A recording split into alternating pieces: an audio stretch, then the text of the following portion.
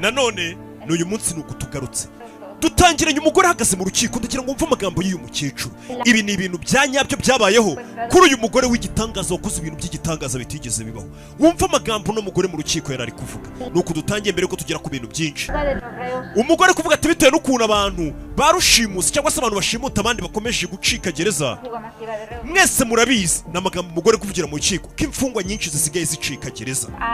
Kubera rero imfungwa nyinshi zisigaye zicika gereza z'abagizi ba nabi, babiri muri abo bacitse gereza muri iyi minsi nibo bari barashimusa umwana wanjye w'umukobwa. Umwe muri bo yarongeye arafatwa arafungwa ariko undi aracyari hanze ari kwidegembya. Kubw'iyo mpamvu rero uwo wasohotse uri hanze uri kwidegembya ashobora kuzangirira nabi. Niyo mpamvu nsaba ko mwandindira umutekano, mwanyongerera umutekano. Uyu mugore uri kubivugira mu rukiko ni muntu ki? Mugomba kuma abashinzwe umutekano bandinda kugeza igihe uwo muntu wacitse gereza warashimusa umukobwa wanjye uri kwidegembya uri gushaka nanjye kunyica yongeye agafatwa agafungwa. Naho ubundi ntabwo byashoboka. Miriam Rodriguez niwe mugore dutangiranye bari kutubwira. Uyu mugore uri mu rukiko uri gusaba umutekano we ngo kubera ko ngo umwana we yigeze gushimutwa. Uyu mugore ni gatiki. Reka twinjire mu buzima bw'uyu mugore. Uyu mugore ni uw'ejo bundi nta gihe kinini gishize. Ni uwo mu 2012 ejo bundi. Uyu mugore mu 2012 yakoze ibitangaza ibintu bitabaho. Ati uyu mugore bitewe n'akavuyo cyangwa se ubugezi bwari bwakorwaga muri Mexico na turadutsiko tw'abakariteri twaho. Uyu mugore yaje kubibura umwana we ndetse bitewe no kubura umwana we yabonye leta ntakiri kumufasha ubutabera bushyira mu biganza bye, birangira umugore ahindutse icyo twakwita amaneko cyangwa se umuntu uharanira amahoro ndetse n'uburenganzira bwe. Umugore ngo bitewe n'ukuntu yabuze umwana we uburenganzira avuze ati leta ntakiri kumfasha reka mbyikorere. Wumve iyi ni inkuru y'umugore w'umunyembaraga utarigeze uhagarara na gato ndetse wabashije gushyira hasi ibyebe birenga 10 byari byarashimusa umukobwa we bikaza no kumwica nyuma. Uwo mukecuru ngo yaje kubishyira hasi. Iyi ni inkuru y'umugore witwa Miriam Rodriguez yabaye ejo bundi muri Mexico mu 2012. Isi yose igira ubwo biravuga ati uyu mukecuru ntagasanzwe, nta nubwo ari umugore ni umukecuru. Reka mbere na mbere twinjire muri ubu buzima cyangwa se dutangirane ubuzima bw'uyu mugore. Ubundi uyu mugore ni gatiki. Nimvuga umugore ntugire ngo ni umugore muto muto. Uyu mukecuru arashaje. Byagenze bite? Miriam Elizabeth Rodriguez Martinez yavutse mu 1960 kira ngo urabyumva akakuza. Avukira yitwa San Fernando ahitwa Tamaulipas Pass aho ni muri Mexico. Uwo mugore niho yari yituriye abayeho ubuzima busanzwe, ariko nanone ngo muri ako gace yari atuyemo ngo ubugizi bwa nabi muri ako karitsiye ka San Fernando ngo ubugizi bwa nabi bwari bubi cyane. Abantu bakomeje kwicana mu 2012 muri Mexico yari mu bugizi bwa nabi bumeze nabi cyane bitewe no twadutsiko twaba twabanya biyobya abashimuta abicana udutsiko twinshi twaza kariteri nyinshi cyane. Abo mu muryango wa Miriam uyu mukecuru harimo n'umuhungu we baje kuvuga ati reka twimuke muri uyu mujyi twigire gutura kure bitewe n'uko uyu mujyi ubamo ubugizi bwa nabi bwinshi. Kumwe mu mujyi usigaye mu bugizi bwa nabi abantu baterana ibyuma bacapurana amafone. Uwo mujyi kutawuvamo ngo byari amakosa kuko uwo mujyi ngo byavugwaga ko wari umeze nk'igisasu cyabaga gitegereje akanya kari kose igihe kizaguturikana wowe utuyemo. Ubwo ni ubushakashatsi bwakozwe n'ikinyamakuru cyitwa New York Times muri uwo mwaka. Uwo mujyi bitaga San Fernando uwo ni umujyi wundi uri ahantu muri karitsiye ufite imihanda minini muri Tamaulipas ndetse ngo haba n'inzira ikunze kujyana ibiyobyabwenge byinshi muri Amerika. N'izo karitsiye binyuramo byose niho bikorerwa ndetse ngo ahantu niho hari ahantu henshi cyane inzira z'ubuvumo bwinshi bagenda babasha gucoreramo ibiyobyabwenge byinshi muri Amerika.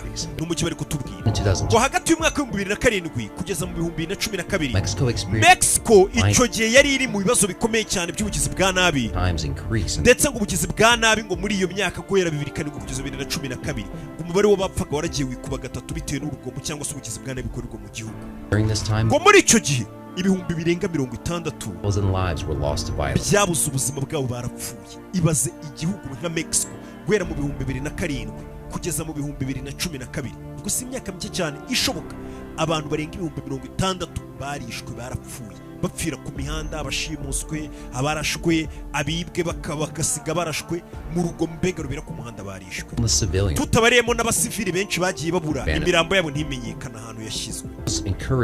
Ibyo byose byaterwaga ahanini n'ibiyobyabwenge byacururizwaga ndetse n'amasasu yabaga akenshi ari hagati y'udutsiko utwabwo hagati yatwo turwanira amaseta ducururizamo ibiyobyabwenge ndetse n'abasirikare ba leta bazaga kurwanya abagizi ba nabi izo mpfu zose zabaga n'abaturage babigenderagamo.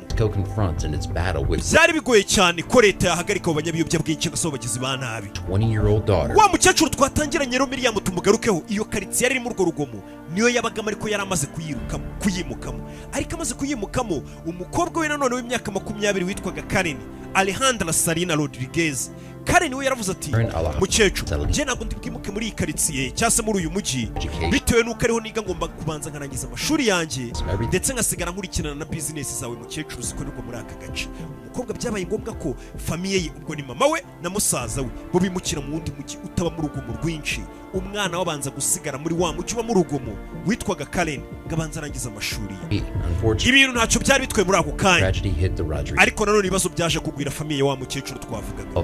Mu mwaka wa 2012 umukobwa wa Miriam witwaga Karen wa mukecuru Miriam yaje gushimutwa n'agace bitaga Los Zeta Kariteri. Bara bafite udutsiko twinshi tuba dufite amazina dukorera hamwe ari nka association, dufite umurongo tugenderaho, amahame tugenderaho, ku buryo nyine nta muntu waza ubinjiriramo.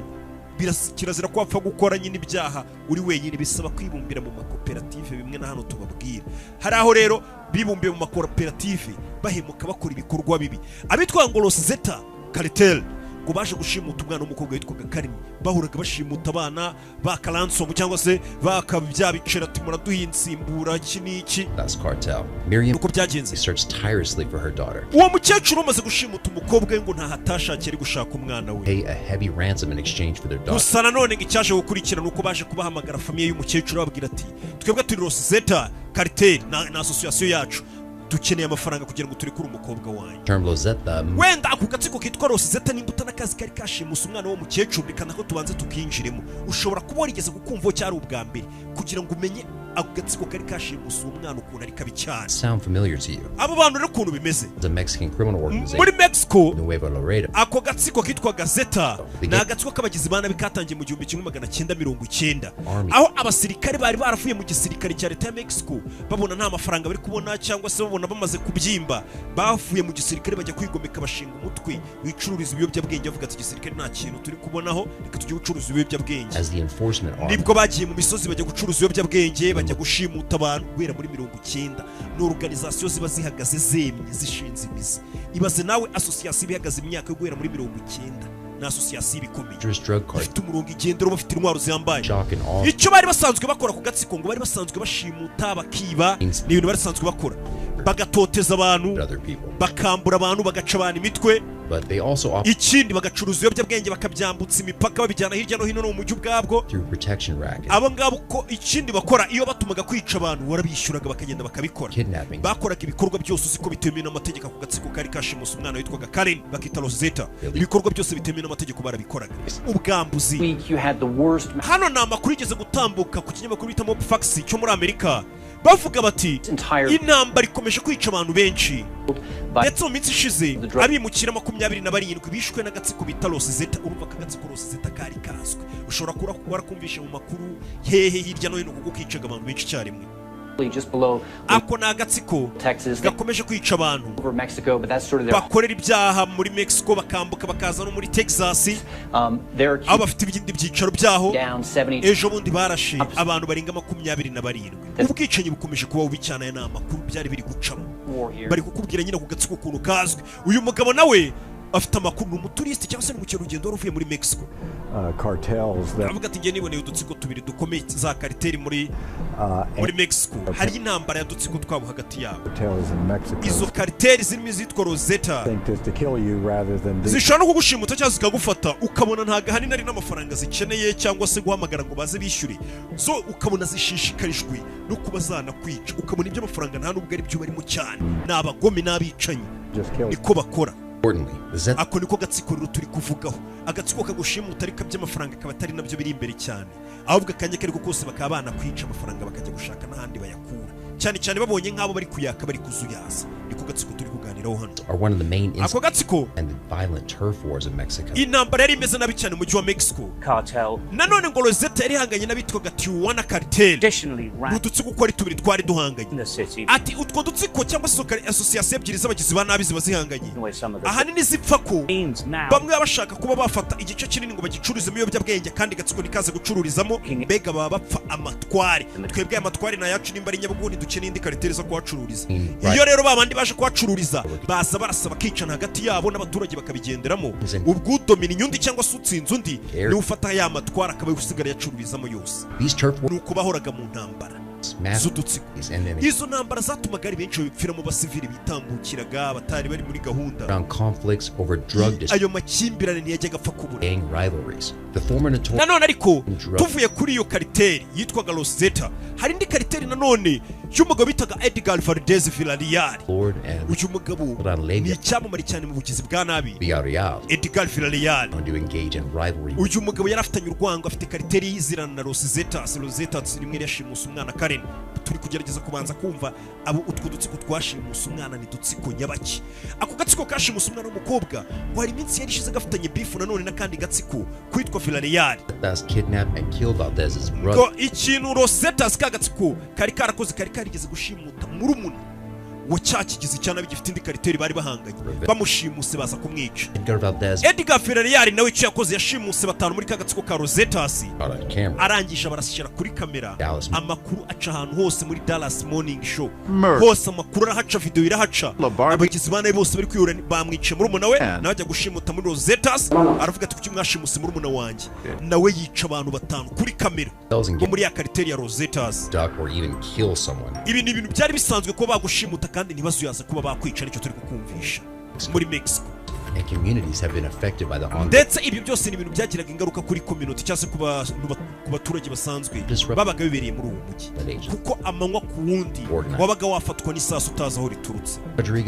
Twigarukire kuri wa mukobwa wacu rero nawe wahuye n'ibibazo uko utwo dutsiko twakomezaga ibikorwa by'ubugizi bwa nabi.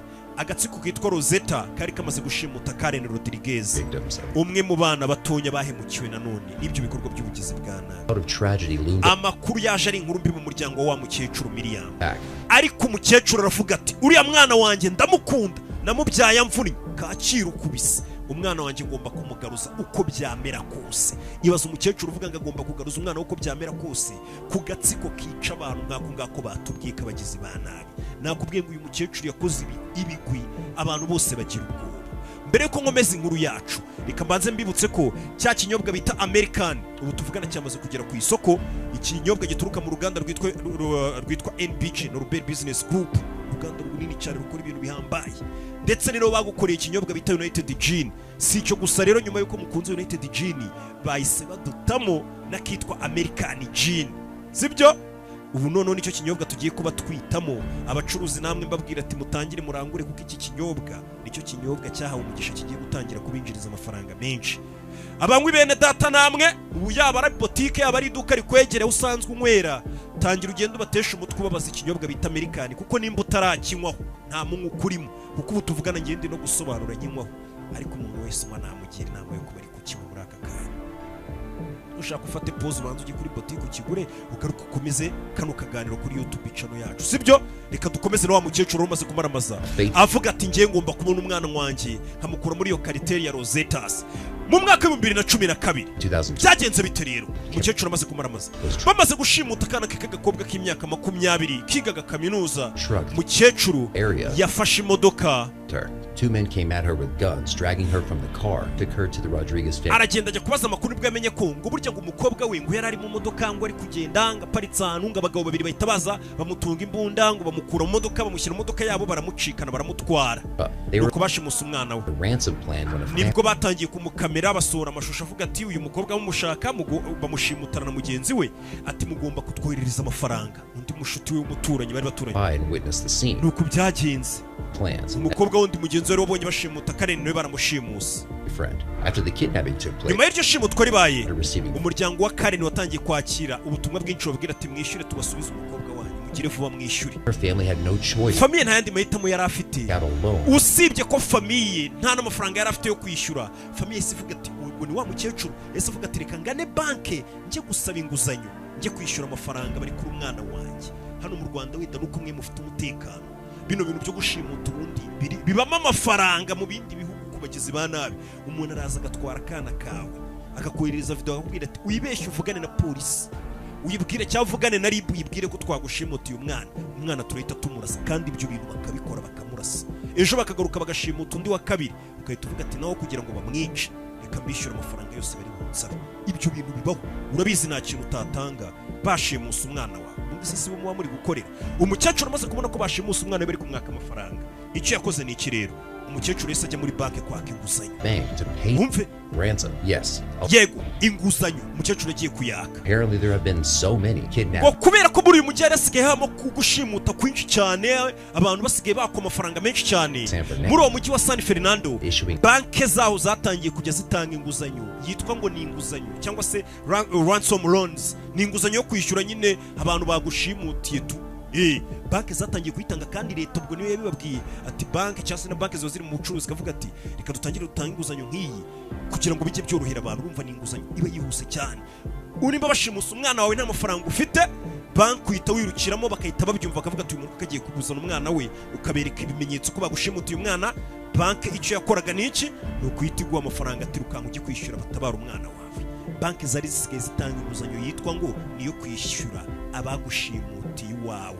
Ibaze urwego ibibazo byari bimaze kugera muri uwo mujyi. Ibaze aho banki na leta ibizi ko mu mabanki yasigaye hatangwa inguzanyo kandi itangwa byihuse. Muri za Gosheni za banki zose muzi ukagenda bakagukubita inguzanyo ngo ujye kubohoza umuntu wawe bashimuse. Iyo nguzanyo ngo yari isigaye yemewe mu gihugu cyase muri uwo mujyi. Her husband almost had no. Ngo gusa Miriam n'umugabo bari bamaze iminsi bafitanye n'ibibazo baza gutandukana, ariko baravuga bati reka twemere dufate iyo nguzanyo tuzafashanya kuyishyura. When we're told to drop the ransom money off at a local medical facility. Nibwo baje kubwira uwo mugabo ahantu asa kujyana amafaranga akayajugunya bakaza kurekura umwana we. Bari abagizi bane bakubwira ngo ugende ugatereka amafaranga ugasubirayo bakaza kuyafata nawe bakakohereza uwawe. Waited at a nearby cemetery. Bababwiye kujya gutegereza hafi y'irimbi. Not contacted. Miriam. Ariko ntabwo bigezeho bahamagara. She asked to meet with the gang members. Miriam aravuga ati ko mutaje tusahaye umukobwa wacu abasaba guhura nabo. The meeting took place at a local restaurant called El Junior. Umukecuru nibwo yavuze ati noneho muze dure mu karesitora bita El Junior,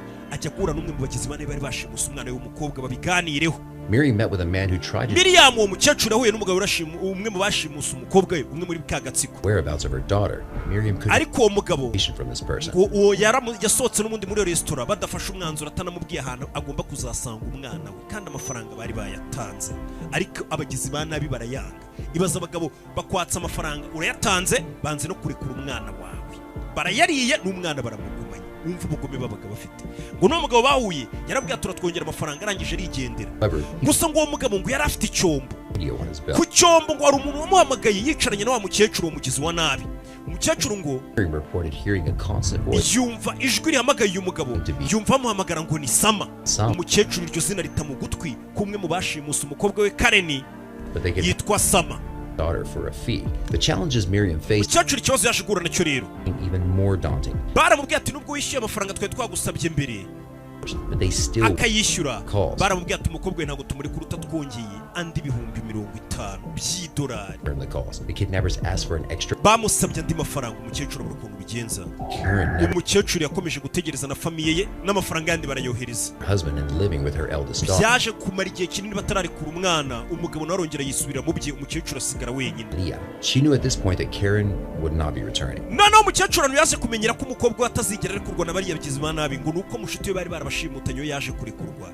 Umukecuru ngo uko babonaga ntacyo bari mu mukure, hari ukuntu bari abagizi ba nabi nabo bagushimuta bakabona famiye yawe ntiri kugukurikirana, nimba nayibikennye wenda famiye ikavuga ati ahubwo uwo mwana mumugumane munamugaburire, babona ntacyo bazamukura wundi baramurekura. Umukecuru wakomeza gushakisha umukobwa. Byagenze bite rero? Every one of her daughter's kidnappers. Umukecuru avuze ati ngomba gutigita nkamenya umuntu wanshimutiye umwana. Ijambo ryonyine yari afite rero umukecuru aho yatangira unabona ko batazarekura umukobwa we, batagikeneye no kumuhamagara ngo mu telefone bumuvugishe, biramuyobera. Aravuga ati ngomba gutangira kuba nka detective. Yabonaga leta ntacyo iri kumufasha, polisi yayiyambaje ntabwo iri kubikora nk'akazi kayo kubera ibyaha amadosiye polisi yabaga afite ni menshi cyane, ntabwo yari kubivamo. Umukecuru avuga ati ibi bintu rero reka mbyikorere n'ubundi leta ndabona isa nk'iyanteye umugongo. that the reason Miriam ikintu cyonyine umukecuru yibukaga yatangirira akora iperereza ari guhiga umukobwa we to help the right ni ijambo ryonyine rya zina yari afite rya wa muntu bari barahuye kumva ngo yitwa Sama. Nicyo kintu cyonyine yarazi, izina yumvishe bahamagara umuntu bari kumwe ku cyombo ngo Sama. Remember that family friend who wibuke mushuti we bari bamaze kumurekura. Umukecuru ngo yagiye kureba wa mushuti we bari barekuye wari washimutanywe n'umukobwa we, aramubwira ati ngiye hari uwo twahuye witwa Sama umeze gutya na gutya. Umwana aramubwira ati nibyo koko ngo ari mu bashimuse, mu bari baradushimuse ndamwibuka. Umukecuru atavuga ati ubwo niwe ngiye guheraho miga. Umukecuru icyo yakoze rero ni iki? Ibintu rero muri iyi minsi byasaga nkaho byakemutse. Urabona abantu bose bari basigaye bakumbuga nkoranyambaga. Ibi bintu turi kuvuga ni inkuru yabayeho kandi yabaye ejo bundi mu mwaka wa 2012. Ni internet yari yaraje, imbuga nkoranyambaga zaraje, Facebook yari iri gutwika ahantu hose ku isi, WhatsApp iri mu mazu ya iri gutwika, imbuga nkoranyambaga zari zihari. Ntabwo rero biba bigoye aho izi imbuga nkoranyambaga zaziye kuba wahiga umuntu ngo upfe kumubura. Umukecuru icyo yakoze ni iki? Ni umukecuru ushaje ariko ufite ubwenge. Yaragiye ajya muri cafe internet, ajya kwicara ku mashini atangira kugenda ashakisha izina Sama. Abantu bose bitwa Sama, nkuko wagenda ugashaka umuntu wese witwa Sama kuri Facebook, ariko agenda areba isura. Yamaze hafi umunsi wose ari guhiga umuntu witwa ngo Sama ku mbuga nkoranyambaga, areba amasura yabo pakaza kugwa ku muntu neza neza, abona ko ari wa wundi bahuriye muri ya restaurant witwa Sama. Ariko ngabona ifoto umwe muri uwo mugabo Sama afite kuri Facebook. Abona iyo foto umugabo yayifotoranije ari kumwe n'umugore wambaye uniform isa nk'ari uniform ikora ahantu mu restaurant gacuruza ice cream n'utundi tuntu two kunywa tworohereye. Umukecuru atavuga ati reka mere kuri iyo restaurant ikoramo uwo mugore nabonye wifotoranije yambaye imyenda y'akazi n'uyu mugabo banshimutiye umukobwa. N'agatsiko ntago ari umwe. Aho hantu rero ngo umugore yaje gusanga ku restaurant gaherereye mu gace kitwa Ciudad Victoria. Yari amasaha abiri umukecuru avuye aho yari atuye.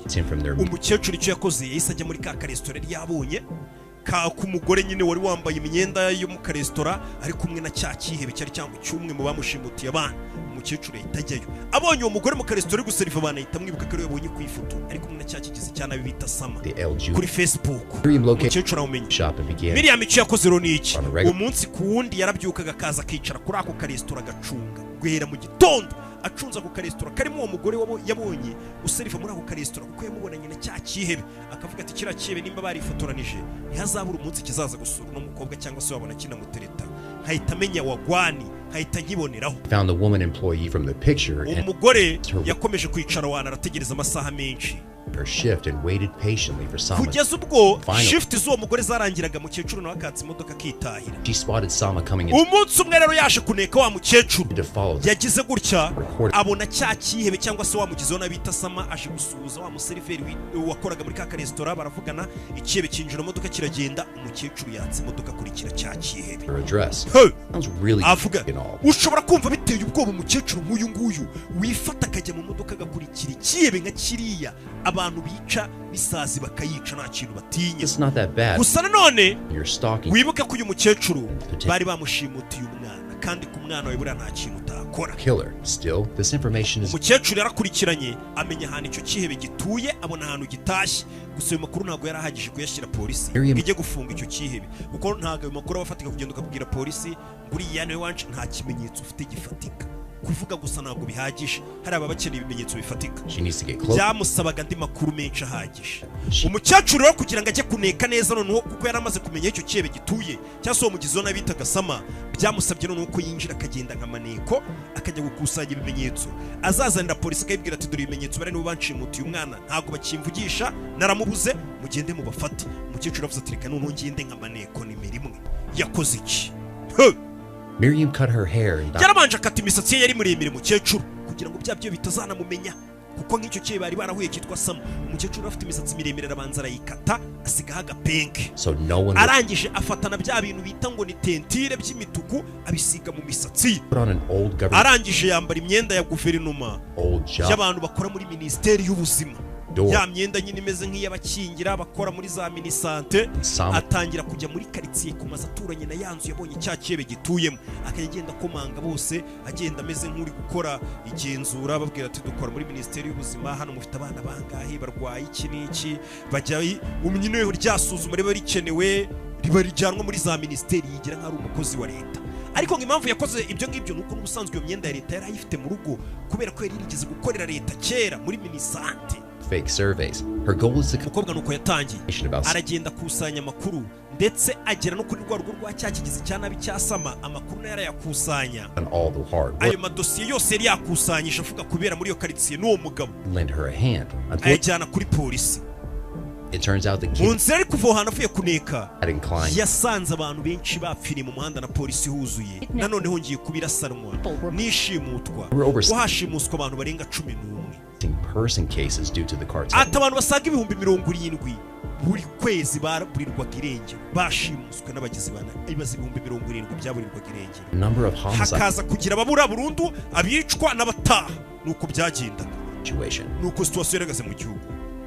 Cared enough about Miriam or her. Urumva rero ku bantu 70,000 baburirwaga irengero, byari bigoye ko leta yakwibanda ku mukobwa uriya mukecuru wenyine ngaba ari we bagira priority, na leta byabaga byayicanze ifite akazi kenshi. Do anything about it. It's umugore niyo mpamvu yavuze ati ibintu kuko ngomba kubishyira mu biganza byanjye nkabyishakira. Who was willing to help her. By the time an arrest warrant was issued, umukecuru icyo yagiye gusaba leta yarabwiye ati none ngiye ikintu nsaba, atangira kujya kurwana avuga ati nakusanyije ibimenyetso, basi naragerageje, namenye n'ahantu umugizi wa nabi wancimutiye umwana ari, basi musore mandandari, igipapuro kijya gufunga uriya mugabo, ibindi bibazo tubimuhate ariko ari muri gereza. Niko mukecuru agiye gusaba, but she refused to give up. Baramwangiye ariko yanga gucika intege, more time identifying, akomeza guhiga barabagizi ba nabi. Before you know it, ndetse no mukecuru ngo yaje no kugwa ku gatsiko noneho kabakorana na wa musore, kubera gukomeza kumuneka yaje kumenya n'abandi bakoranaga nawe, agwa no kuyifoto ya wa musore ari kumwe n'ibyo byihebe byiriya bigizi byane bafite n'amabunda. Photographs of Sama. Ayo mafoto mukecuru arimo nayo yifotoriye. How amazing Miriam was. Ayo mafoto niyo yagaragaje ko uyu mugore koko ubundi yapfubyemo, cyase yari yarayobye umwuga, yakabaye yarabaye maneko w'igihugu. An act of karma, but Sama eventually resurfaced on September 15th. Itariki nanone 15 2014 yarashize imyaka irenga 2, mukecuru akomeje gukora iperereza higa umukobwa we yaramuburiye irengero. Itariki 15 z'ukwezi kwa 9 mu 2014 ni umunsi wo kwibohora muri Mexico. Was closing his shop in Ciudad. Ubwo nanone umwana muri Ciudad, umwana wa mukecuru w'umuhungu, mukecuru ko yarafite n'undi mwana w'umuhungu, yarafite akaresitora yarafite yacururizagamo. Urumva mukecuru kuko yaramaze kubona amafoto y'abamushimutiye umwana, yaragendaga akayereka umuhungu we, umwana we w'umuhungu. Umwana we w'umuhungu yarafite akaresitora muri Ciudad. When he spotted a familiar slim, nibwo yaje kubona was recognized muri ya resitora and was Sama. Abona ikigabo cyitwa Luis, igishuti cya Sama. Keep an eye on Sama and atangira kumuneka. Ahita amagara mukecuru amagara polisi, icyo kiye bagisanga muri ya resitora cy'icyiciro kitarasohokamo. Uwo nawe basanga kuko yari yaragize uruhare mu ishimutwa. One of the names was Christian Jose Zapata. Umwe bafashe muri ako kanya yitwaga Christian Jose Zapata Gonzalez. Zapata baramufashe, yari afite imyaka 18. Ni ukuvuga ngo Sama ntabwo ari we bafashe muri ako kanya, ahubwo uwo bari barabonye ku mafoto akaba mushuti wa Sama w'imyaka 18 nawe wabaga muri kartel niwe bafashe. Ibaze ko n'abana b'imyaka 18 bari batangiye kwinjira mu kazi ko kwica, gushimuta no kurasa bari muri izo kartel. Umwana w'imyaka 18 rero niwe bafashe bamujyana kuri polisi, uba muri karagatsiko, bamuhata ibibazo. Mukecuru yafashijwemo n'umuhungu. And from her perspective, atubwo polisi yari guhata ibibazo uwo mwana witwaga Zapata w'imyaka 18 nawe ufite uruhare muri mwishimutwa rya wa mukobwa. Mukecuru nawe yari ahagaze kuri polisi ariko babwira ati muramuhata ibibazo, numva menya amakuru yose, menya uko bimeze, na polisi iramwemerera kuko niwe wari wizaniye umugizi wa nabi. Like a scared child. Uwo mwana uko bakamuhasa ibibazo kuri polisi, ubwo yatangiye kugira ni bwinshi, atangira kugira ubwoba. Wa mukecuru amugirira impuhwe, atangira kubwira polisi ati uyu mwana mumubabarire, muri kumubaza mumutera ubwoba, munamukubita mwimukubita, nubwo yancimutiye umwana wanjye w'umukobwa, ariko nawe n'umwana ukiri muto, buriya baramushutse. Ayo magambo cyangwa se icyo gikorwa umukecuru cy'ubugwaneza yari yeretse uwo mwana no kumuhumuriza no kubuza polisi kumusa nk'abamukubita, byatumye uwo mwana yishima, abona ko umukecuru nubwo bamuhemukiye bakamushimutira umwana, uwo mukecuru ari umuntu mwiza. Saldigar Villavicencio. Ikintu cyakurikiye rero, said, Miriam yarivugiye ati, what he did uyu mwana mu mubarire mu magambo ye Now, aracyari muto my own. nubwo yancimutiye iwanjye ariko Yeah. ndi kubona nawe ameze nk'aho ari umuhungu wanjye Christian told them ayo magambo yakoze ku mutima w'icyo cyana bitaga Zapata cyari kizibandi everything they needed. bihita bituma uwo mwana avuga ati wa mukecuru kubera impuhwe werekanye hano kuri polisi kandi twaraguye mu kansabira imbabazi abapolisi kubw'iyo mpamvu ngiye kukwereka aho twajyanye umukobwa wawe Which includes bahise bamujyana I'm ahantu willing to take you to the ranch where they killed them. ahantu bagiye kwicira abantu nyagasani nyuma y'imyaka 2 burya wa mwana ntabwo bari bakimubitse ako kana kahise kabwira ati mukecuru umwana wawe rero dufite ahantu ku isambu tujya tubajyana kure mu misozi tukajya kubicira niba umwana wawe twamwiciye n'abandi benshi turabashyingura It'd still be buried. niyo magambo umusore yivugiye kuri polisi y'imyaka 18 avuga ati umukobwa wawe Karen twaramwishe n'abandi Ranch house near South. yaberetse ikizu cyari kitagituyemo ku misozi ahantu bajyaga kwicira abantu bakabatabaza A remnant of a gunfight months earlier. ndetse Left in a horrifying condition. While scouring aho hantu bamaze kuhagera the ranch house near umukecuru yarahageze ngo biramurenga Scarf. ahabona cyakora ngo aho hantu yahabonye bikano kaboro bakita gute kumwe furari scarf kano ko mwijosi ngo yarakabonye k'umukobwa we tuno bambara mwijosi ngarakabona yitabona kana k'umukobwa we aho hantu bari barabashyinguye umukecuru atangira kuvuga ati kuko umwana wanjye ashobora kuba ari mu bantu biciwe hano is a scarf. nyuma y'imyaka 2 iramuhiga And she also found a seat cushion from Karen's truck. ndetse abona n'akantu kabaga mu modoka y'umukobwa we twatundi bamanika mu modoka hejuru This discovery confirms Miriam umukecuru atavuga ati kuko umukobwa wanjye bamwiciye hano hantu claims that bahise bahamagara ba forensic bazi bapima ama DNA y'imirambo yose iri aho ngaho bamenye nimba kuko umukobwa yarapfiriye aho refused to ati believe. ariko In aba 2000, forensic barapimye baravuga ati umwana wawe ntabwo ari mu bantu bapfiriye hano scientists mu mwaka wa 2015 umukecuru yanze gucika intege aragenda ariyishyurira noneho abandi bantu following the revelation aragenda ariyishyura abantu ba forensic bandi arababwira ati none umwe leta ibohereje muze munkorera akazi mupima abantu bose bapfiriye hano mumenye neza ko umukobwa wanjye kuko atahapfiriye mumpe n'umurambo we njye kuwushyingura basi umukecuru an extensive excavation. baraje baracukura After a bakomeza gupima second check that barongera barasuzuma neza found baza gusanga koko Home from the- umurambo cyangwa se utugufwa n'uducece tw'umukobwa we twari dushyinguyeho passed by a barber umukecuru she had eaten with Azalea 2 days after Karen was abducted. She remembered Leah ngo gusa nanone ngo umukecuru ngo ari gutaha ko yapfuye yaje kwibuka ko umunsi ajya guhiga cya kigizi cya nabi muri resitora iyo resitora yigeze kuyisangamo umugore bari baturanye kera muri wa mujyi babagamo cyangwa se umugore wari usigaye aturanye na wa mukobwa we witwaga ngo Elifia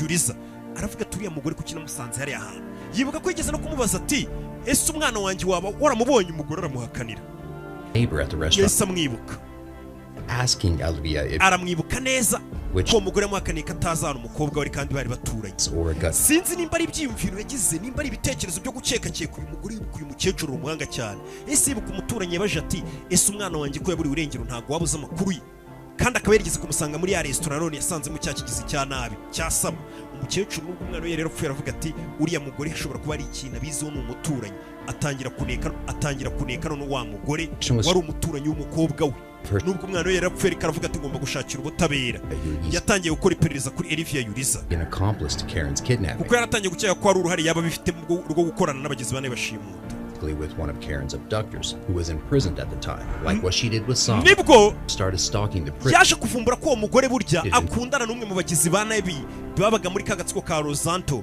ariko akaba uwo bakundanaga yari afunze ariko abari hanze bari basigaye bakorana n'uwo mugore nyine Elifia barakoranaga akaba yabarangira ati karakana mugashimuso bafite amafaranga mbega yatungiraga agatoki abagizi ba nabi mugashimuti gafite amafaranga gutyo umukecuru mukoze iperereza asanga uwo mugore w'umuturanyi niwe wari waragambanye ngo umwana washimutwe bitewe n'uko yari azi famiye ye. It was later discovered that nibwo yaje kuvumbura ko by the Rodriguez family came from her home. ndetse Another point. n'amafaranga bigeze kohereza ya mafaranga bohereje ya mbere yo ibigiye bikayafata ariko ntibiterekura umwana w'umukobwa umukecuru yamenye ko ayo mafaranga burya afatwa bwa mbere bahise bajya kuyahisha mu rugo rwa wa mugore wari uturanye n'umukobwa we ari nawe wagambanye avuga ati karakana mugashimuta Miriam for amenya ko ayo mafaranga yahageze umukecuru yari agikomeje iperereza arrested. Miriam can amezi yarakomeje arashira umukecuru akomeza gukora iperereza kuri uwo mukobwa evidence discovery ariko agenda abona ibimenyetso across a man named Enrique, nibwo uko yagakomeje gukora iperereza yaje kumenyana n'umugabo bita ngo Enrique Yoel Rubio Flores who she recognized as one of the amaze kumubona amwibuka ko yari ari muri ka gatsiko k'abagizi ba nabi yabonye kuko umukecuru yari amaze kugenda bafotora abona amafoto y'abantu benshi bahuraga na Sam parents. The media called him a born-again Christian. Miriam traced Flores back to his umukecuru icyo yakoze rero town. amaze kumenya uwo mugabo Flores yaramukurikiranye amenya ahantu akomoka iwabo ku ivuko. Yari amaze kubona umwe mu bagizi bana isasa umukecuru no yaratangiye gahunda yo kwihorera avuga ati umuntu wese wagize uruhare mu rupfu rw'umwana wanjye wese agomba kubiryozwa, cyane cyane abo yari yarabonye ku mafoto. Ahita yera kuri uwo bitaga Flores, arabanza mukora iperereza amenya ku ivuko iwabo ku isambu hamwe ababyeyi babakomoka. Amaze kuhamenya ahita ajya gusura nyirakuru w'icyo kigizi cya nabi ahantu yabaga. Aganira na nyirakuru amubwira ko ari inshuti y'umuhungu we baburanye, aramubwira ati umuhungu wanjye buri gihe ajya ku rusengero gusenga. Bano bagizi bana bo muri Mexico ni abakatolike cyane barasenga, niyo waba uri umugizi wa nabi gutujya ku rusengero ku kiliziya. Umukecuru amaze kumenya ko icyo kibe kijya gusenga buri cyumweru yahamagaye polisi, arayibwira ati munsange ku kiliziya. Namenye polisi yari imaze kumenya uyu mukecuru, bazi ko n'ibimenyetso abaha n'ibintu byose abahamagarira biba bifite akamaro. Nibwo yabahamagaye babwira ati umwe mu batumye umukobwa wanjye apfa muze mbereka ahari.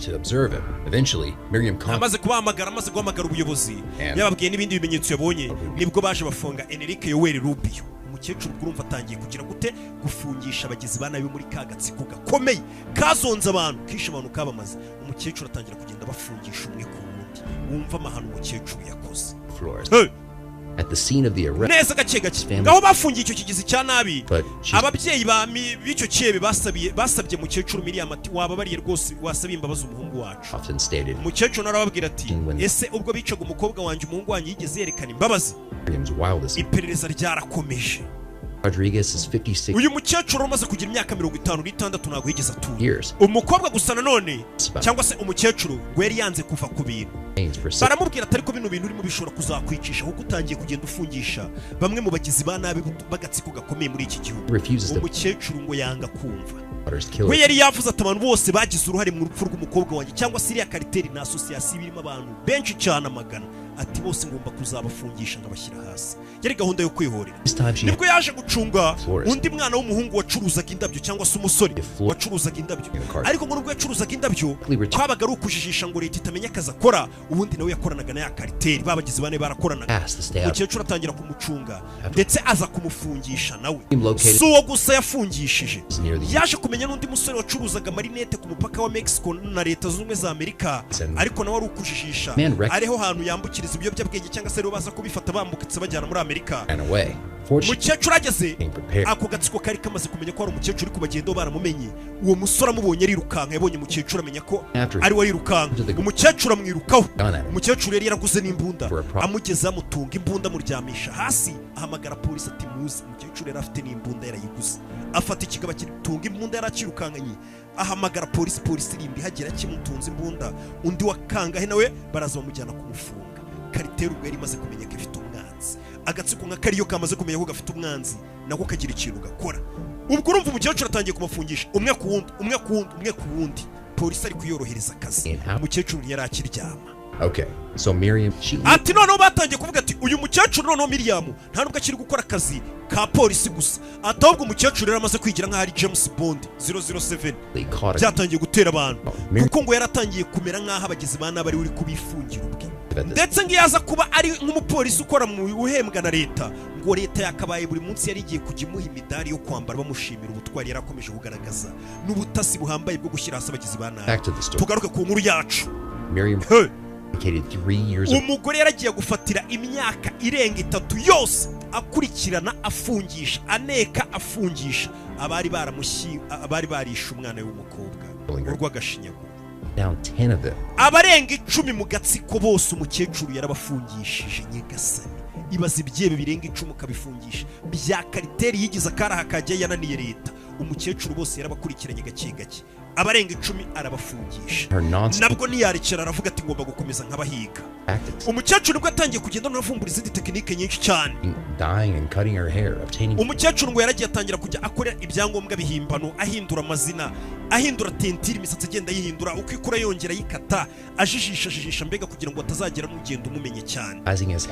Rimwe akagenda ajya kuneka mu ngo z'abo bagizi ba nabi kugira ngo amenye ukuntu azarangira polisi baze kubaneka. Akagenda yigeze nk'umuntu watumwe n'ikigo gishinzwe amatora, agenda abaza ati turi mwibarura hano mutunze abana bitwa gute na gute, yamara kumenya amazina agakora iperereza aho bakunze kuba bari, leta akayohereza ati nuriya n'umugizi wa nabi muri ukorera ya kariteri mbanyiciye umwana, bahita bafunga inzererezi. Umukecuru izo tekinike nyinshi byatumye remains persistent. umukecuru atangira kugenda asa nk'uterwa ubwoba n'abantu nawe atazi. Pieces together fragments of information. ngo gusana nuko umukecuru akomeza gukora akazi, urumva imyaka yari bayita atagenda afungisha abantu kandi ariyo ko akazi akora, inkuru zatangiye kugenda zihererekana, amakuru agenda acicikana, bavuga ati hari umukecuru wakoze ibi, hari umukecuru wakoze ibi, urabizi amakuru aragenda. ngo uko kwamaramara rero k'umukecuru, ngo twari tugeze hafi mu 2016, ejo bundi hano umukecuru ngo yari amaze kugenda yamamara, amakuru bayamenye yaba ari abapolisi yaba ari abaturage babivuga. uko umukecuru yamamaraga nibwo nawe ingaruka zendaga kumubaho, cyangwa se niko byari kuzamugira ingaruka zikomeye cyane, kuko n'abagizi ba nabi ayo makuru baramenyaga bakavuga ati kumbe n'umukecuru tugejeje hano. The powerless in her 50s challenged rather than to hide. ndetse ngo umukecuru noneho ngo ikindi kintu kibi yaje guteza, ngo nta garuka yagiye afungisha abantu gusa, ngo ahubwo ngo n'imiryango yindi yagiye ishimutirwa abana bakabura abana babo, ngo byatumye bahaguruka, ubundi bajyaga baceceka bakavuga ati nituvuga biriya byebe natwe bizatwica byadushimutiye abacu. ngo imiryango noneho ngo umukecuru agenda arayitinyura mu gihugu, abantu batangira kwigaragambya baravuga ati natwe tugomba kuba intwari nk'uriya mukecuru, dutangire natwe duhaguruke koko tujye gushaka uburenganzira bw'abacu. binyabye imihanda bashyira igitutu kuri leta, ndetse batangira no kwamagana utwo dutsiko. urumva uko mwamagana cyane niko na leta ivuga ati kuko mukaza umutekano, bakaba banavuga ati mutangire murasinzererezi ziri gukomeje gushimuta abantu. urumva umukecuru akomeje noneho no kugumura ki abakiriya b'ibyebe kandi aribo bishyuraga ya mafaranga. nakaza umukecuru yakoze karamamara. umukecuru amaze kubona rero ibyo bibazo byose bihari ko nawe atangiye kwishyira mu kangaratete, ndetse benshi bashaka kumwica, nibwo yatangiye no kugenda atangira gusaba leta umutekano uhambaye, aravuga ati mu abapolisi bazajya bandinda. cyane ko abantu umukecuru yari yagiye afungisha muri iki gihugu haba ruswa nyine cyane, abenshi bishyuraga ruswa cyangwa se bakanatoroka bakigendera bishyuye abasiriveya. mubu umukecuru yafungishije bagatoroka, ibaza umuntu wafungishije rero yatorotse, feri ya mbere aza guhigaho uwamufungishije. umukecuru niwo twatangiriye rero mu rukiko, ari kuvuga ati twese turabizi muri iyi minsi imfungwa nyinshi zicika gereza, bitewe n'iryo cika rero ry'imfungwa. babiri mu bacitse ejo bundi bari barashimuse umukobwa wanjye baramwica, umwe muri bo yarongeye arafatwa, ariko undi aracyari hano hanze ari kwidegembya. bisobanuye ko ngo rero ashobora kuzaza akangirira nabi. niyo mpamvu nshaka umutekano. umukecuru rero ari mu rukiko ari gusaba umutekano, avuga ati ndi kwishinganisha mu bapolisi bazajya bandinda. urabyemerewe buri uzi kuri kujya kuri polisi ukababwira ati nkeneye abapolisi nka 5 bazajya barara ku gipangu, hari abantu bashaka kungirira nabi, ugatanga ibimenyetso bigaragara. icyo gihe polisi irabikora, inshingano zabo kurinda umutekano wayo, barabikora cyane rwose. umukecuru nawe hano yari yaje kubisaba rero, avuga ati bari kungendaho, barashaka kungirira nabi. urebe mu kwa kane tariki 17